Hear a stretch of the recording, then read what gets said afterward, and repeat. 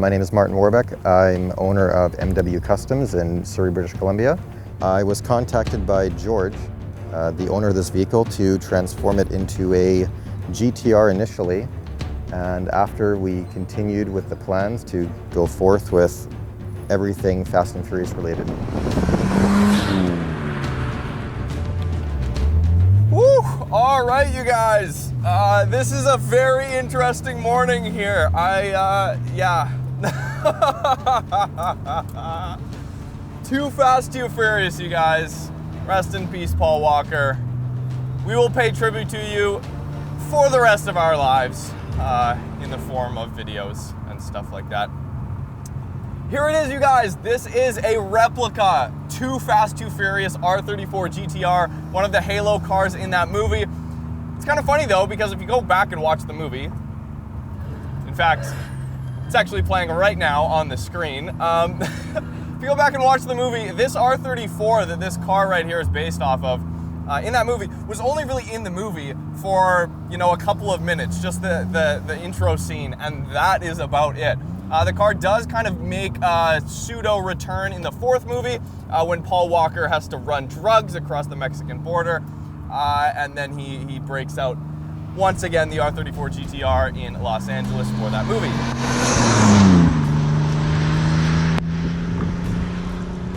The car was a blue 1998 R34 GT-T, manual 5-speed turbo, so that was a great starting point. It was lowered already. It had these rims to begin with. We do have different rims to go in the car. They are the HRE 445s, but that's getting done when it gets home to the owner. Same with the vinyl work. Besides that, it was just a boring, stock-looking GT-T that needed a complete update, a complete refresh. Well, the whole vision for this project was be as movie accurate as you could. So we ordered the original C-West kit. We have the original C-West spoiler. The interior, it has an original Sparco seat, but Sparco never made the actual color scheme. So I had to get the seat reupholstered. At the same time, I got the back reupholstered with some of the interior pieces. After that, we focused on the multifunction display. On our authentic GTR, it comes stock, where the screen is up there showing all the information onto what the car's showing. A couple of years ago, I bothered to make an actual mold of the face of the MFD. So I kept that silicone mold to make future projects out of it because I had the idea that it might be sought after. And here it is. Since the R34 MFD screen is such an expensive item nowadays, I learned some coding and I made a Raspbian, which is like a Raspberry Pi edition, to function just to show the GTR wallpaper. So currently when you look inside the car, it says GTR just like the screen would.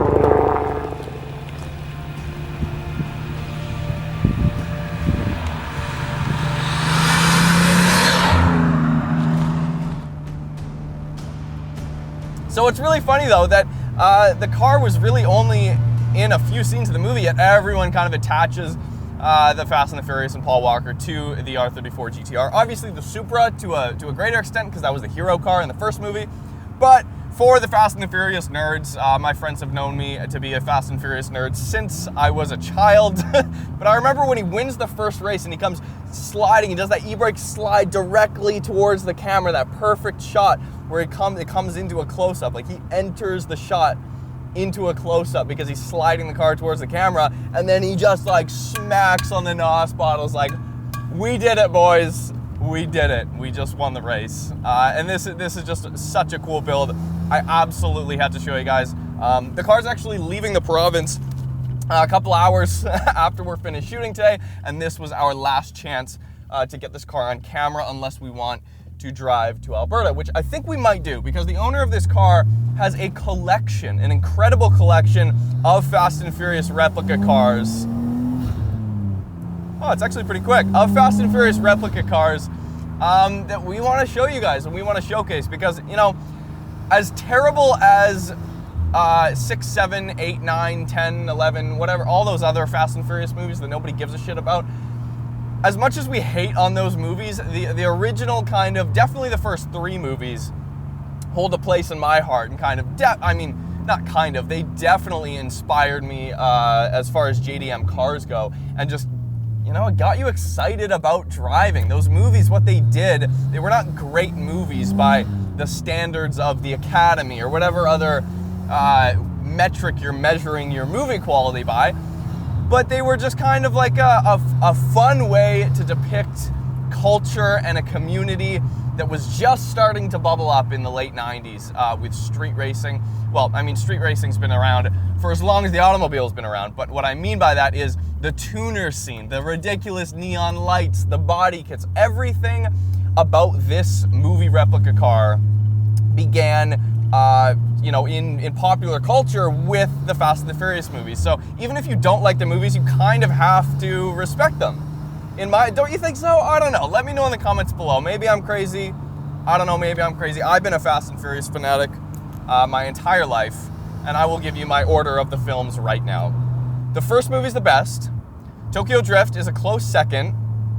Then probably Too Fast, Too Furious. Then the 4th movie, which is just called Fast and Furious. And then Fast 5. And then Fast 5, when The Rock came, that was like, it was all right. They did that once, and it was kind of enjoyable. It's a little ridiculous, that movie, but kind of still enjoyable because you got to see Ludacris back, obviously, for the first time since Too Fast, Too Furious.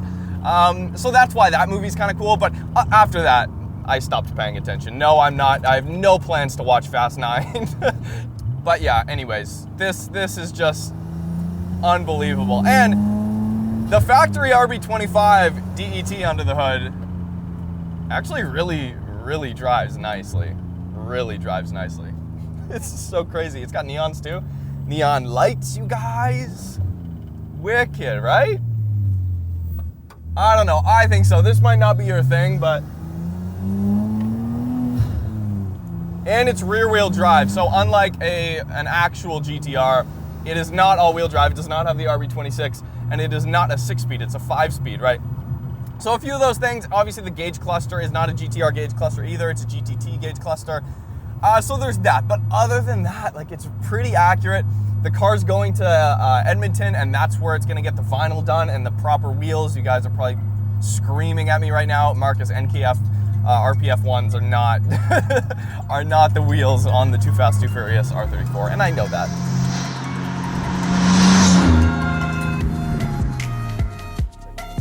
Okay, so once we started getting into lots of detail to making it inside, outside, just like the movie, I watched the intro scene where Paul Walker arrives on Too Fast, Too Furious to the race scene, I would say a good 50 times, and then I got smart about it to stop the movie, take screenshots of it so I can have it as pictures and files. And with those photographs, I looked where things should be, how it should look, what is actually written, like even on those NOS buttons on the steering wheel, right? Sparco steering wheel. From that, I figured out all the placements for the neon tubes and how the interior is supposed to look. You know, there is a few things missing that the movie car has, which is a bit over the top, but it still suits the part. We have 3 Nitrous Express two purge kits and 1 intercooler kit. One side purges on the side of the bumper, just like the movie, same with the other side, and then it has the intercooler sprayer just to chill the intercooler. With that, everything is just a push of a button, right? Simple stuff, but it looks great, just like the movie did. I did love, obviously, the Too Fast, Too Furious, because that's the episode that got me hooked on the R34, and nothing's changed since. Maybe in 2007, 13 years ago, I was in love with the R34 so much, but it was not attainable in Canada, right? Because it was too new to import. So I actually built an R32 into an R34, right? So I did the front and rear conversion on that vehicle. And that was one of the only cars rolling around that actually looked like an R34. And I was very happy about that accomplishment back then. And ever since then, I've just waited and waited till I can get a real one, just for the feeling again. Yeah, after waiting countless years to them being legal, I did acquire an R34 GTR, and it was a childhood's dream. to get that car in your possession and finally being able to drive it after a good 10 years of waiting, you know, being able to have it. And there's nothing that can replace that feeling. Yeah, for me, I'm a full-time Red Seal painter. When I do projects like these, I don't do them at my own work. I partner up with a shop called IP Auto, and they sort of gave me free rein to do what I need to do in the space provided, just to make sure I get the job done right.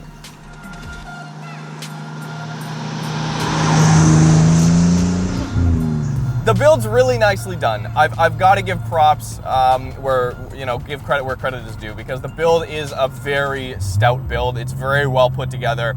The steering wheel with the nitrous buttons, N2O right on here, that's awesome. You've got authentic nitrous canisters here, nitrous express canisters here.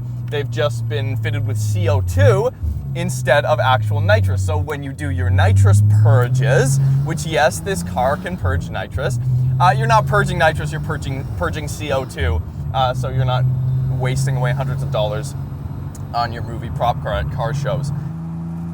I love that people have this much enthusiasm. Like, I thought I was a diehard fan, and I am, but I just don't have the money to make a replica car. But it fascinates me to no end that there are people out there that really love the spirit of these movies and the community it's created enough to go ahead and create replica cars like this for other people to enjoy. Because yes, you get some personal enjoyment out of it. You know, I'm sure the owner of this car will get an amount of personal enjoyment out of this car over the next few years, hopefully for a lifetime to come, but it's more so everybody else that gets the enjoyment out of it, which, you know, if you have the means to do that, I applaud you, and the car community thanks you. So, oh, nice pop from the exhaust there too. So, yeah, stock RB25, but the exhaust is aftermarket, and it popped a nice little flame back there. So, anyways, thank you guys so much for watching. I really hope you guys enjoyed this video. This is a crazy day. We're actually driving up to Kelowna later today. We're shooting a couple of cars up there, then we'll be back in Vancouver. If you want your car featured on the channel, have an interesting story to tell about your build or whatnot, just hit me up. DM me on Instagram or something, Marcus@roadsuntraveled.com. Subscribe if you haven't already. Also, before we go, quick, we have engine code jet tags on our store, shop.roadsuntraveled.com. We have engine code jet tags, a bunch of JDM ones, including the RB25, the RB26, RB20, 2J, 1J, and a bunch of other cars. And we just redesigned our 2JZ engine code jet tag, as well as our 3S GTE. The link is in the description. That's it, you guys.